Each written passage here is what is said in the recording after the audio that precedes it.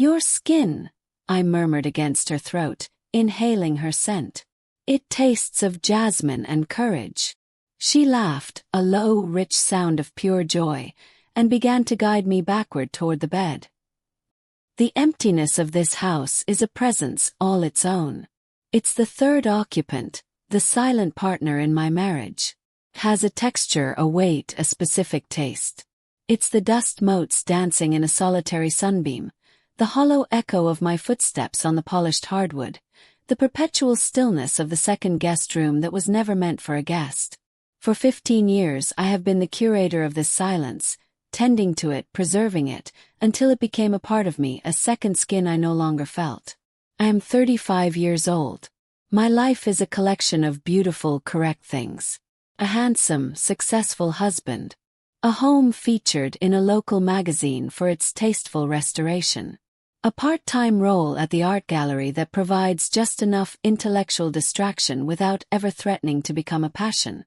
And a quiet, cavernous space inside my chest where a heart I used to recognize seems to beat only to mark the passage of time, not to celebrate it. My husband, David, is a good man. I have to remind myself of that. He is decent, reliable, and perpetually distracted. Our marriage is not a battlefield. It is a beautifully maintained cemetery. We bury little disappointments there daily, marking them with polite headstones. Sorry, I forgot you had that meeting. Or, no, of course, your golf game is important. Our conversations are transcripts, exchanged out of obligation. How was your day? Fine. Yours? Busy. Did the gardener come? Yes. We are two satellites in a stable, lonely orbit, close enough to observe, too far to truly touch. The idea to take in a tenant was his. A spreadsheet decision.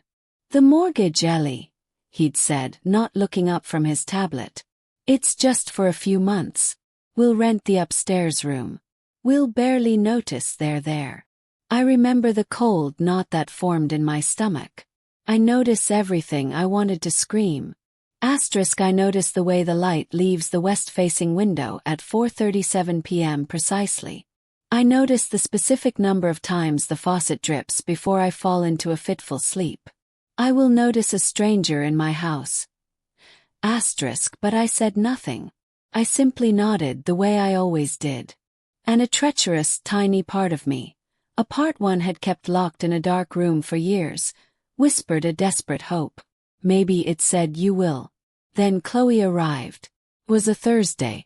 The sky was the color of slate, threatening rain. I was arranging lilies in a vase on the hall console, a study in controlled composition, when the door swung open without a knock. And there she was, silhouetted against the diffuse gray light, struggling with a large, battered leather portfolio case and a duffel bag that seemed to be bursting at the seams. Sorry. The door was unlocked. My arms are about to fall off. Her voice was a melody I hadn't known was missing from the world's soundtrack. It was warm, slightly husky, and laced with genuine laughter, as if the simple act of existing was a privately amusing event. David emerged from his study. His smile a tight, professional line. You must be Chloe. I'm David. This is my wife, Eleanor. She dumped her bags unceremoniously and strode toward me, her hand outstretched. Eleanor, it's so lovely to meet you. Thank you for this. Her grip was firm, her skin cool from the outside air. But it was her eyes that undid me. They were the color of a storm-tossed sea, gray-green and flecked with gold, and they held mine with an unnerving directness. In that single fleeting moment, I felt not just seen but apprehended. It was over in a second, but the impression remained, a brand on my soul. The contamination of my orderly world began immediately, and it was beautiful. A chipped, cheerful yellow mug appeared in my pristine white cupboard. A vibrant, fuchsia-pink pashmina was draped over the back of the living room armchair. The air, once carrying only the scent of lemon polish and quiet desperation, now held the thrilling, dangerous aromas of turpentine, linseed oil, and the clean, sultry perfume of night-blooming jasmine that clung to her clothes and hair. She was a whirlwind of sound and color. Her footsteps on the stairs were a quick, light tattoo, not David's heavy, predictable tread. She played music in her room, not the polite classical I favored, but something with a raw, driving beat and lyrics that spoke of yearning and rebellion. She hummed in the kitchen. She laughed out loud at something on her phone. I became a prisoner of my own obsession. I, who had always prized my routine, began to orchestrate my days around the possibility of a fleeting encounter. I would linger over my morning tea, timing it to the minute I knew she'd stumble down, bleary-eyed and beautiful, in search of coffee. I'd suddenly develop an interest in weeding the front garden just as she was likely to return from her daily run. I was a spy in my own home, my heart a frantic bird against my ribs every time we shared the same air. It was a pathetic, dizzying infatuation. I knew that. I was a 35-year-old married woman acting like a schoolgirl. But it was the first thing that had felt real, felt alive in over a decade. She was a splash of primary color on the beige canvas of my life. And then I found it. It was a Tuesday. The house was a tomb. David was at a conference in another city.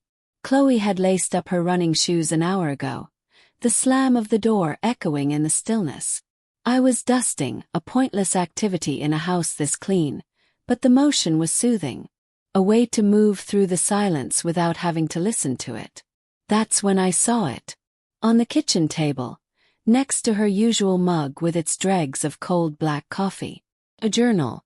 It was a simple, soft-bound sketchbook, its cover a worn, supple leather the color of earth, darkened at the edges from the oil of her hands.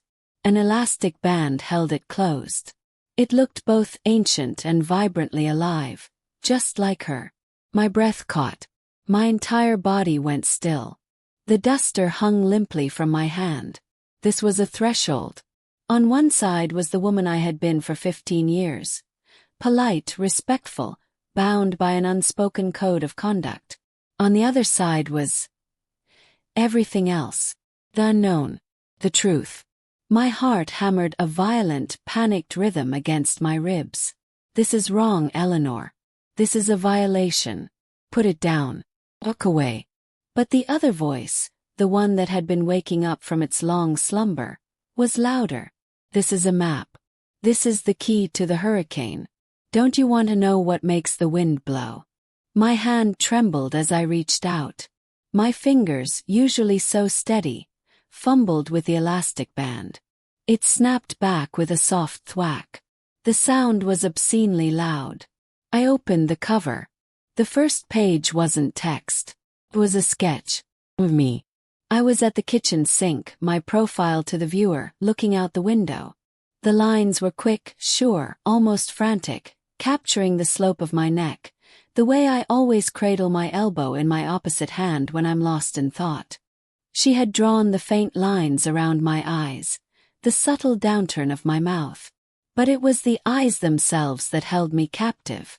On the page, they were vast, deep pools of a loneliness so profound and so beautifully rendered that it stole the air from my lungs.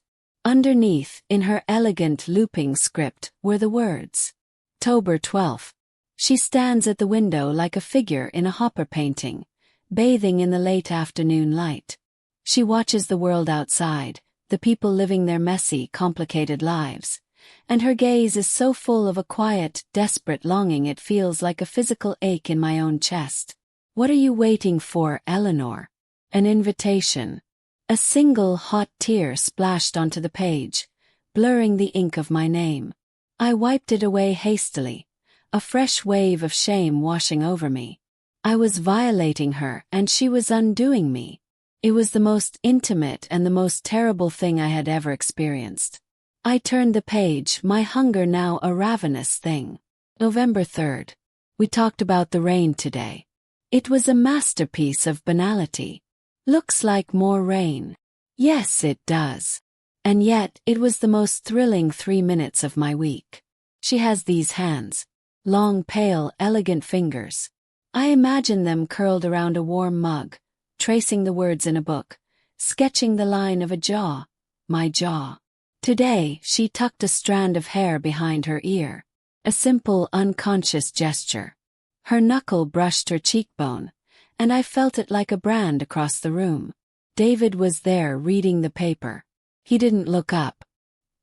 He doesn't see the way the light catches the silver threads in her hair and turns them to filaments of moonlight. He doesn't see the tiny, almost imperceptible tremor in her hand when she's nervous. He doesn't see her. But I do. I see her so completely it sometimes feels like I'm dreaming her into existence. I had to grip the edge of the table. The room tilted. This wasn't a crush. This was devotion. This was a form of worship. She was building a cathedral of words and images around a ghost, around the echo of the woman I could have been. And in her eyes, that ghost was beautiful. She was worthy of this aching, profound attention. I read on, devouring the pages, each one a brick being removed from the wall around my heart. November 28th. I dreamt of her again. This time I wasn't painting her portrait. I was painting on her.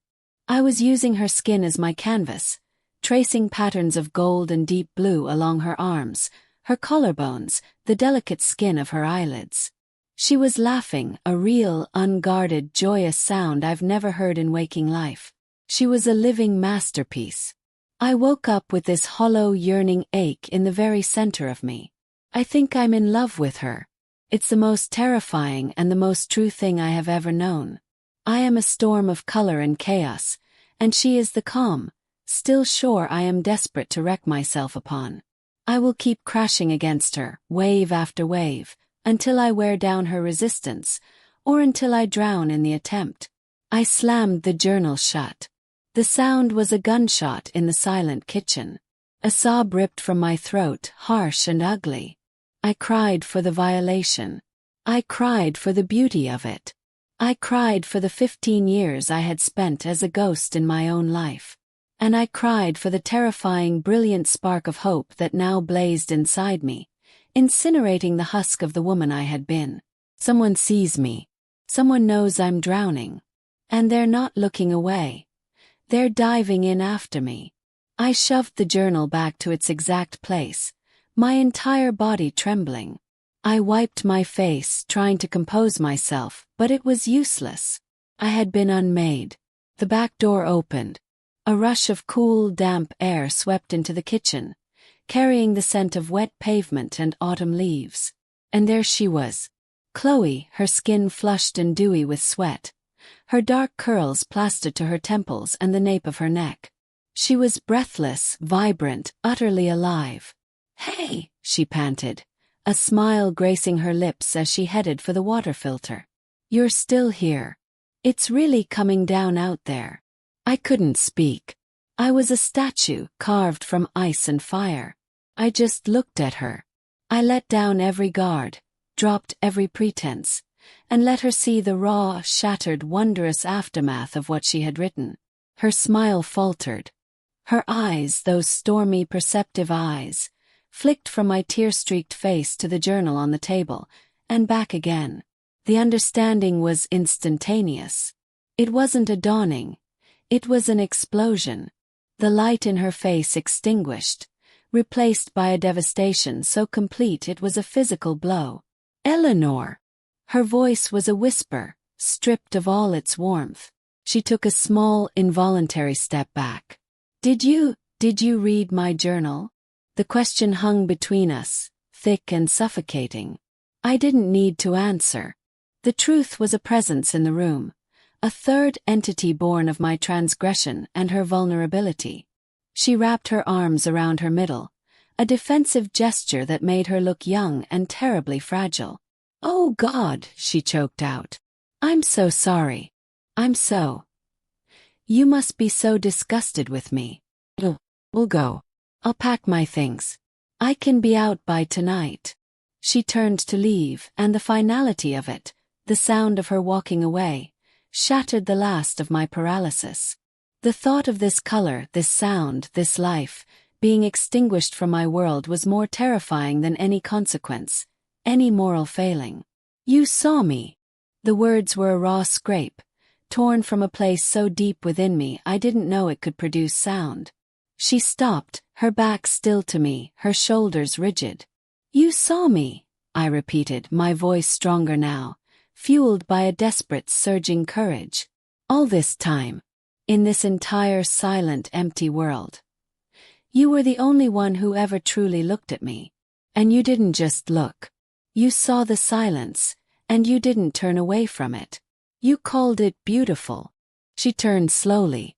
Her face was pale, her eyes swimming with unshed tears. The fear was still there, but it was now mingled with a fragile, incredulous hope. I stood up. The movement felt seismic, as if I were shedding an old, heavy skin and stepping into a new one. I crossed the few feet that separated us. The floorboards seemed to groan in protest, as if the house itself was objecting to this fundamental shift. I was close enough now to feel the heat radiating from her body, to see the rapid pulse beating at the base of her throat, to smell the rain on her skin and the jasmine in her hair. Slowly, giving her every possible opportunity to refuse, to pull away, to shatter this impossible moment, I raised my hand. My fingers, the ones she had written poetry about, trembled as they reached out. I didn't go for her hair. Instead, my fingertips, feather-light, brushed against her cheek, tracing the path of a single, escaped tear. The contact was an electric shock. A circuit, long dormant and left for dead, flared to blinding, brilliant life. She flinched, but not away from me. It was a shudder of pure, unadulterated emotion. Her eyes fluttered closed, and she leaned her cheek into my palm, a soft, broken sound escaping her lips. It was a sound of surrender, of homecoming. "Eleanor," she breathed. It was a prayer, confession, beginning, and that was all it took. I leaned in and I kissed her. It was not a gentle kiss. It was not a question. It was an answer. It was 15 years of silence screaming into sound. It was the taste of salt and truth and a future I had never dared to imagine. It was clumsy and desperate and perfect. Her hands came up not to push me away, but to clutch at my back, her fingers digging into the fabric of my sweater, pulling me closer, anchoring me to this moment, to this terrifying, glorious reality.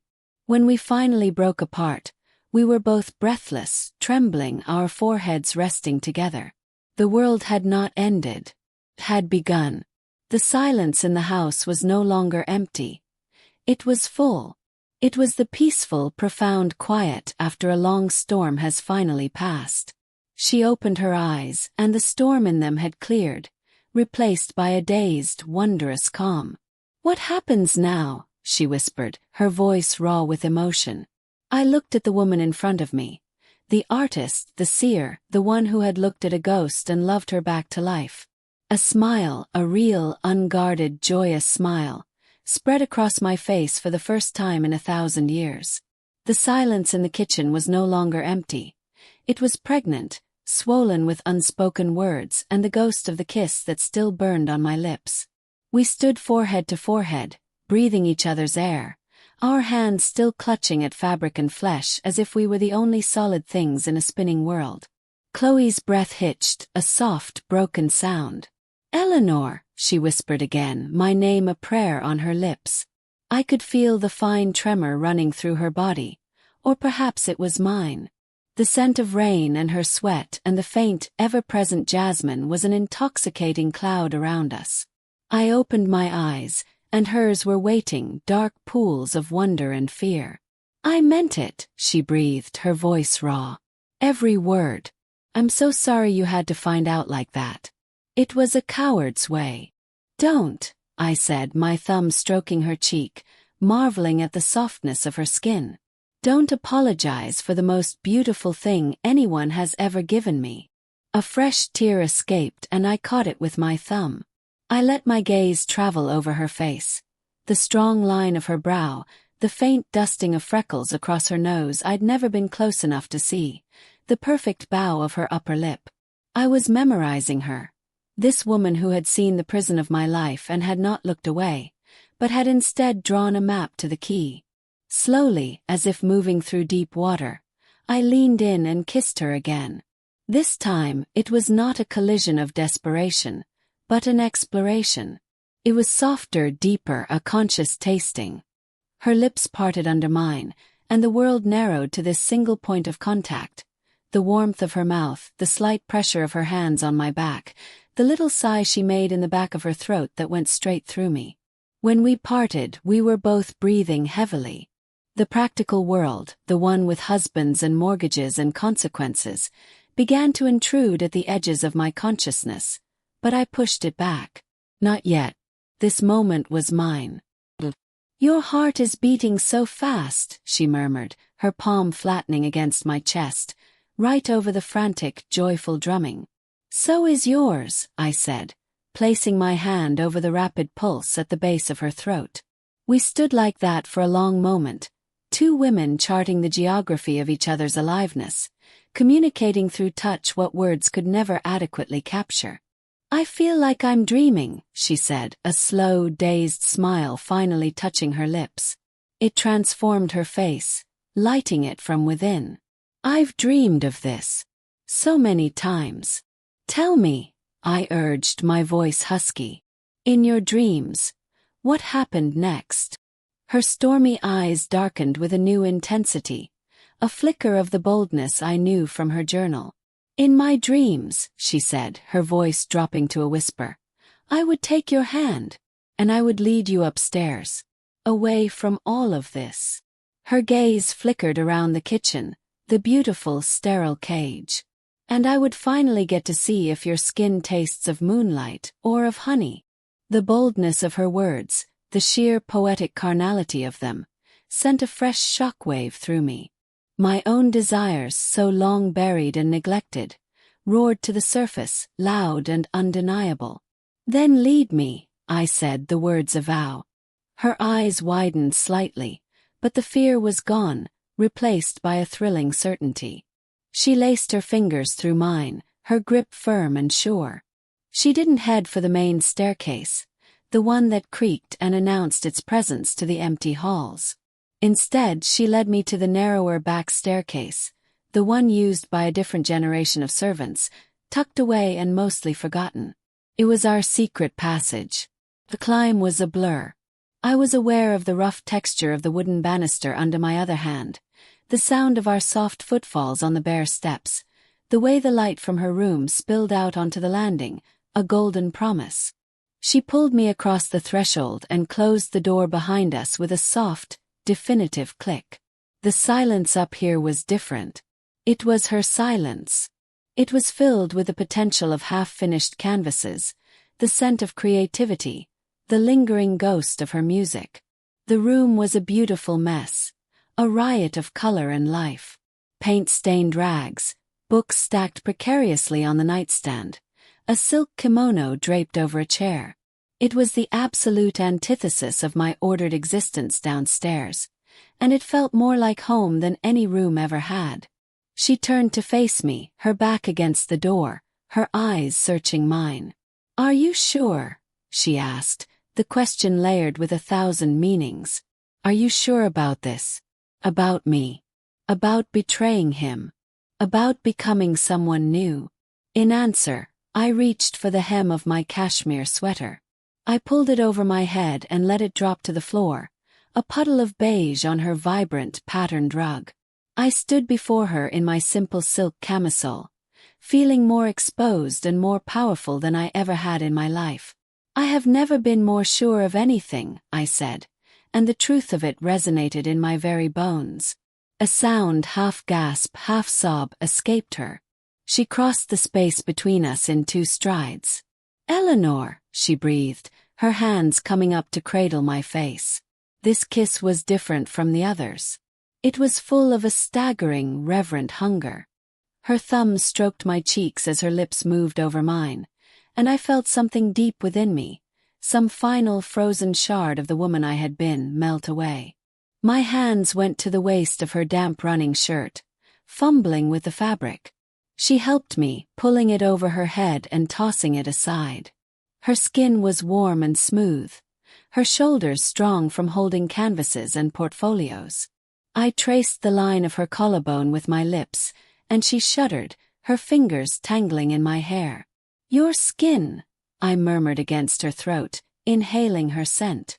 "It tastes of jasmine and courage." She laughed, a low, rich sound of pure joy, and began to guide me backward toward the bed. We fell onto it in a tangle of limbs, the quilt a soft landscape beneath us. There was no more hesitation, no more fear. There was only this, the shocking, beautiful reality of skin against skin, the mapping of territory with lips and hands, the whispered confessions that were not of love yet, but of a profound, soul-deep recognition. "I've wanted this. See you. You're so beautiful.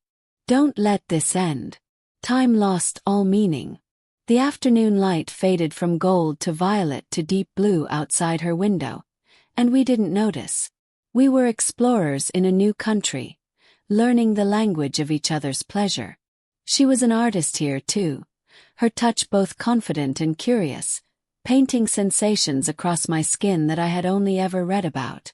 And I, the quiet curator, found a hidden talent for passion, for giving as much as I received, for learning the rhythms that made her gasp and arch against me. Later, much later, we lay tangled together in the dark, the sheets wrapped around us. The only light came from the street lamp outside, casting long, distorted shadows on the walls covered in her art. My head was on her chest, rising and falling with her steady breath. I could hear the strong, sure beat of her heart under my ear, a metronome for my new life. Her fingers were tracing idle patterns on my bare back. "What are you thinking?" she asked, her voice soft and sleep-rough. I lifted my head to look at her. In the dim light, her face was all soft edges and profound peace. I thought of David, who would be home tomorrow. I thought of the conversation that loomed, the devastation, the practical, messy unraveling of a life. A knot of anxiety tightened in my stomach. But as I looked at her, at the woman who had seen the ghost in me and refused to let it fade away, the knot loosened. The fear was still there, a cold, hard pebble in my gut, but it was no longer in charge. "I'm thinking," I said, my voice clear and steady in the quiet room, "that I finally understand what it means to come home." She smiled, a slow, deep, radiant thing, and pulled me closer. Outside, the world went on with its complicated, messy business. But in this room, for now, there was only peace. I had found her diary. I had found myself. And now, lying in her arms, I had found a future worth breaking everything for.